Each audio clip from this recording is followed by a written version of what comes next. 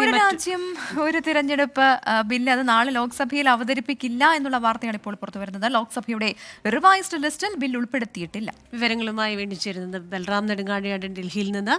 Balram, good morning. എന്തുകൊണ്ടാണ് ഈ revised ലിസ്റ്റിൽ ഈ ബിൽ ഉൾപ്പെടുത്താതിരുന്നത്?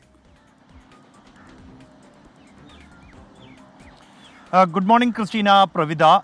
ലോക്സഭയിൽ നാളെ ഈ ഒരു രാജ്യം ഒരു തിരഞ്ഞെടുപ്പ് ബില്ല് അവതരിപ്പിക്കും എന്നായിരുന്നു നേരത്തെ സർക്കാർ തീരുമാനിച്ചിരുന്നത്. കഴിഞ്ഞ ദിവസം അത് തിങ്കളാഴ്ച അവതരിപ്പിക്കാനായി ലിസ്റ്റ് ചെയ്തിരുന്നു. കേന്ദ്ര നിയമമന്ത്രി അർജുൻ റാം മേഘ്വാൾ ബില്ല് അവതരിപ്പിക്കും എന്നാണ് ലിസ്റ്റ് ചെയ്തിരുന്നത്. എന്നാൽ ഇപ്പോൾ ലോക്സഭാ ബിസിനസിന്റെ റിവൈസ്ഡ് ലിസ്റ്റിൽ ആ ബില്ല് ഉൾപ്പെടുത്തിയിട്ടില്ല എന്നുള്ളതാണ്. പകരമായി മറ്റ് രണ്ട് ബില്ലുകൾ, അർജുൻ റാം മേഘ്വാളിന്റെ തന്നെ ഗോവയിലെ സംവരണവുമായി ബന്ധപ്പെട്ടുള്ള ഒരു ബില്ലും ഒപ്പം തന്നെ ധനമന്ത്രി നിർമ്മല സീതാരാമന്റെ ധനമന്ത്രാലയവുമായി ബന്ധപ്പെട്ട രണ്ട് ബില്ലുകളുമാണ് റിവൈസ് ലിസ്റ്റിൽ നാളെ ലിസ്റ്റ് ചെയ്തിരിക്കുന്നത്. ഈ ഒരു രാജ്യം ഒരു തിരഞ്ഞെടുപ്പ് ബില്ല് മാറ്റിവെച്ചത് സാങ്കേതിക കാരണങ്ങളാലാണ് എന്നാണ് സർക്കാർ വൃത്തങ്ങളിൽ നിന്നും ലഭ്യമാകുന്ന സൂചന.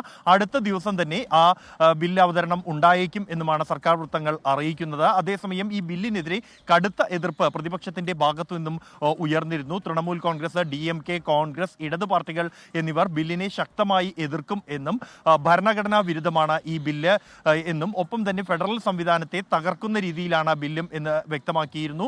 കാരണം ഈ ബില്ലിൽ നേരത്തെ ബില്ല് തിങ്കളാഴ്ച അവതരിപ്പിക്കാൻ ലിസ്റ്റ് ചെയ്യുന്നതിന് മുമ്പായി തന്നെ അംഗങ്ങൾക്ക് വെള്ളിയാഴ്ച തന്നെ അംഗങ്ങൾക്ക് രാജ്യം ഒരു തെരഞ്ഞെടുപ്പ് ബില്ല് നാളെ അവതരിപ്പിക്കില്ല. വിശദാംശങ്ങൾ നൽകുകയായിരുന്നു ബൽറാം നെടുങ്ങാടി ഡൽഹിയിൽ നിന്ന്.